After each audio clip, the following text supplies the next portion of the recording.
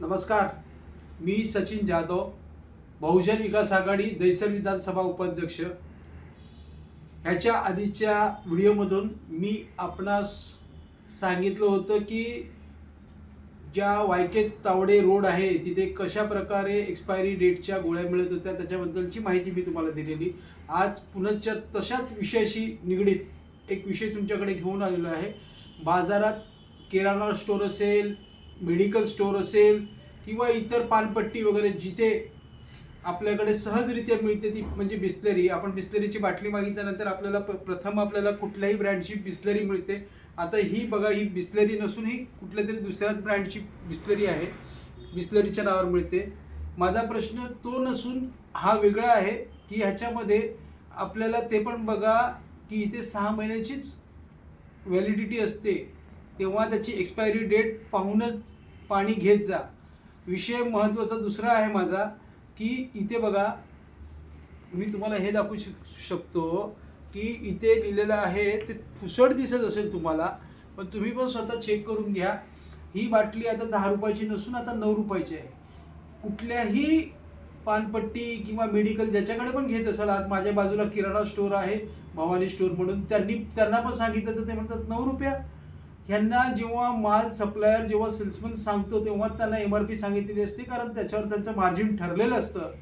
पण ही लोक सहजासहजी कोणाला सांगत नाही, त्याचं स्टिकर वगैरे ह्याला घासून वगैरे काढून टाकतात. तर ही प्राईस आता 9 रुपये झालेली आहे. लोक आपले 10 रुपये देऊन 1 रुपया आपला वाया घालतात. आपला मेहनतीचा पैसा आहे तो वाया जाऊ नये म्हणून मी हा व्हिडिओ बनवला.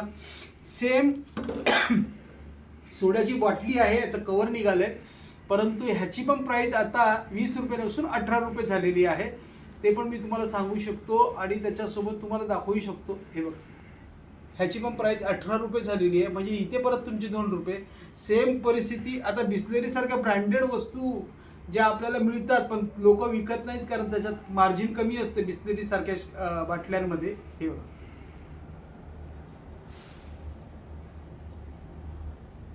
ह्याची पण किंमत 9 रुपये झालेली आहे.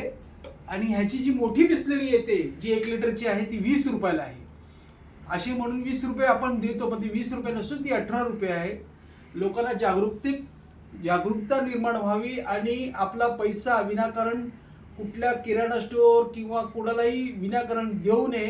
कारण ती लोक पैसे घेतल्यानंतर तुम्हाला विचारतात, आम्हाला माहीत नाही. माझ्याबरोबर 2-4 वेळा असं झालं, पण ते पैसे वाढले, पैसे कमी झाले, आम्हाला काहीच माहीत नसतं. जेव्हा की सेल्समन आल्यानंतर त्यांना सांगतो की याची किंमत कमी झाली आहे आणि तुमचं मार्जिन एवढं झालेलं आहे, ह्या गोष्टीची जाण त्यांना असते, पण ते लपलपीचं काम करतात, असं माझं वैयक्तिक मत आहे. तेव्हा सतर्क राहा, विनाकारण आपले पैसे वाया घालू नका. आणि त्याच्यासोबतच माझं सगळ्यांना आवर्जून म्हणणं आहे की तुम्ही एक्सपायरी डेट बघा आणि त्याच्यानंतरच वस्तू कुठलीही घ्या.